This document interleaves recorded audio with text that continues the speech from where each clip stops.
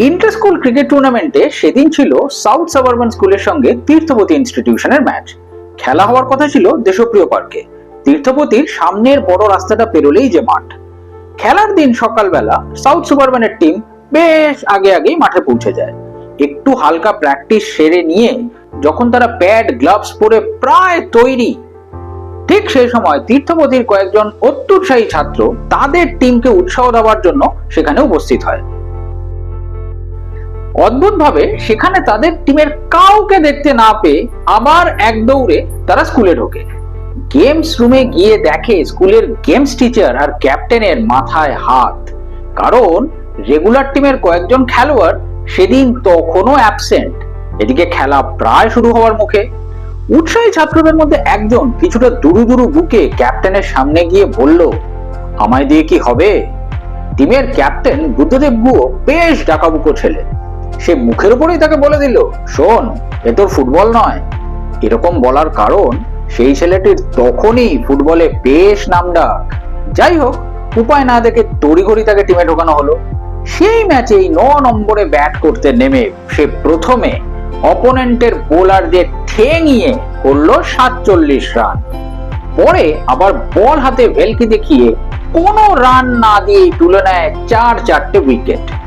ব্যাস, ফুটবলের সাথে সাথে ক্রিকেটের মাঠেও ভেলকি দেখানো শুরু হয়ে গেল তার। এর কিছুদিনের মধ্যেই ডাক আসে কোচবিহার ট্রফির জন্য বাংলা স্কুল দলের সিলেকশন ট্রায়ালে। স্পোর্টিং ইউনিয়নের মাঠে চলছিল সেই ট্রায়াল। মাঠের পাশে বসে দুজন সাহেব খুব মন দিয়ে ছেলেদের খেলা দেখছিলেন। একজন ছিলেন বিখ্যাত ক্রিকেটার ও কোচ বার্ট ওয়েন্সলি এবং অন্যজন ছিলেন পিয়ারসন সুরিতা, বিখ্যাত ক্রিকেট কমেন্টেটর। দুজনেরই চোখ পড়ে সেই ছেলেটার উপরে। ওয়েন্সলি তাকে ডেকে জিজ্ঞাসা করলেন, কি করা হয়, ব্যাট? সে একগাল হেসে উত্তর দিল, হ্যাঁ, বলও করি, লেগ ব্রেক। তার বল করা দেখে ওয়েন্সলি তো বেজায় খুশি। তার বোলিং অ্যাকশনের সাথে তিনি মিল খুঁজে পেলেন কিংবদন্তি ব্রিটিশ লেগ স্পিনার টিক ফ্রিম্যানের। সেদিন থেকেই ওয়েন্সলি তাকে ডাকতে শুরু করেন টিক নামে।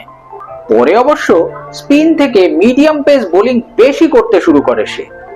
তীর্থপতির সেই স্টুডেন্ট পরবর্তীতে ইউনিভার্সিটি টিমকে ভারত সেরা করিয়েছেন অধিনায়ক হয়ে ফুটবলে, আর ক্রিকেটে অধিনায়ক হয়ে রানার্স। আবার বাংলাকে অধিনায়ক হয়ে ভারত সেরা করেছেন ফুটবলে, ক্রিকেটে অধিনায়ক হয়ে রানার্স। সেই অলরাউন্ডার আবার হকি খেলতেও ছিলেন এক্সপার্ট। সাউথ ক্লাবে নিয়মিত টেনিস খেলতেন। মানুষের ভালোবাসার সাথে সাথে পেয়েছেন বহু পুরস্কার। এশিয়ার সেরা স্ট্রাইকারের পুরস্কার, অর্জুন পুরস্কার, পদ্মশ্রী, মোহনবাগান রত্ন, এই লম্বা লিস্টে মাত্র অল্প কয়েকটা নাম। কলকাতার শেরিফও নির্বাচিত হয়েছেন 2005 সালে। অত্যন্ত হ্যান্ডসাম সেই খেলোয়াড় আবার প্রথম প্রেম নামের একটা সিনেমাতে অভিনয় করেছিলেন। সেই লেজেন্ডের আসল নাম সুবিমল হলেও আমাদের সবার কাছে তিনি হলেন আদরের চুনি গোস্বামী। আজ এই পর্যন্তই। ভালো লাগলে অবশ্যই সাবস্ক্রাইব আর লাইক করতে কিন্তু ভুলবেন না। অল্প কিছু গল্পের পরবর্তী পর্বে আবার হাজির হব আরেকটা ইন্টারেস্টিং গল্প নিয়ে। নমস্কার।